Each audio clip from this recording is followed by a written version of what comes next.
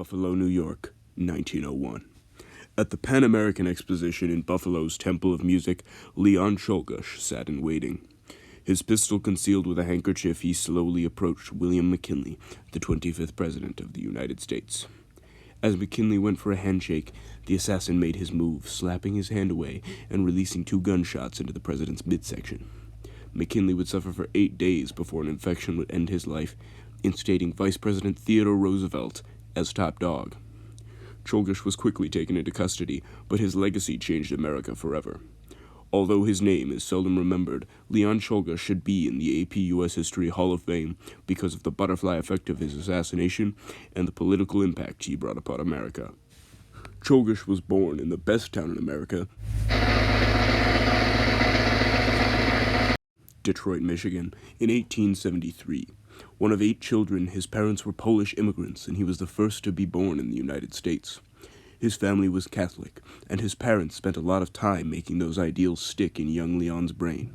His family moved to Alpena, Michigan, and then to Posen, Michigan, where his mother died giving birth to his youngest sister.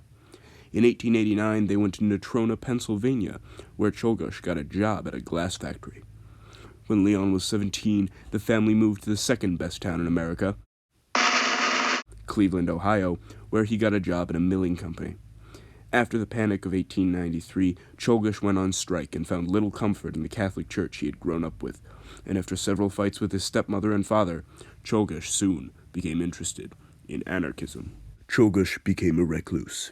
His only positive interactions were with a well-known anarchist, Emma Goldman, with whom he would speak to after her powerful lectures. He had little interest in romantic relationships and friendships, and opted to stay on his own. After Goldman expressed her distaste for the socialists that Czolgosz had gotten mixed up with, she introduced him to her anarchist friends, and he soon considered himself an anarchist himself. After hearing about how King Umberto I of Italy was shot and killed by Italian anarchist Gaetano Bresci, and after hearing Bresci's statements about the assassination being for the greater good of the common man, Czolgosz decided to do the same thing. On August 31st, Czolgosz made the trek to Buffalo. On September 6th, armed with a .32 caliber Ivor Johnson safety automatic revolver concealed by a silk handkerchief, he made his move. Entering the line and approaching McKinley at 4:07, Czolgosz finally reached the front of the line. McKinley extended his hand for a handshake, as he had done so many times earlier that afternoon. Czolgosz would not reciprocate. Czolgosz slapped the president's hand away and shot McKinley twice in his stomach. One bullet ricocheted off a coat button and lodged in his side, and the other went straight into his gut. The president would die of an infection 8 days later. James Parker, a man standing behind Czolgosz, hit the assassin in the neck, knocking the gun from his hands, with police struggling to stop the ensuing dogpile. A group of men immediately jumped Czolgosz, piling atop of him like the last cookie in a kindergarten classroom. McKinley himself tried to curb the mob, shouting, "Go easy on him, boys!" But his efforts were all in vain. The mob would beat on. Czolgosz was arrested, charged with first-degree murder, put on trial, convicted, and executed by electric chair. His political impact is great, though his life was short. Without Czolgosz, Theodore Roosevelt, representative of the Elite 8 in the President's Madness bracket, would never have been president. He would have never had the Big Stick Declaration. The Panama Canal might have never been built.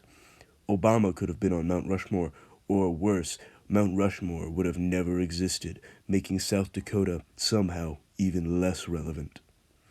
Without Czolgosz, Theodore Roosevelt would have never trained William Taft to succeed him, taking away the funniest White House story of all. But worse than all of that, the world you and I now know would have never existed. Czolgosz had an undeniable impact because of his actions of shooting the president, which changed the fabric of American politics forever. It prompted the Secret Service to take more precautions in protecting the president, with this being the 3rd assassin in 37 years. They would only slip up once in the next 123.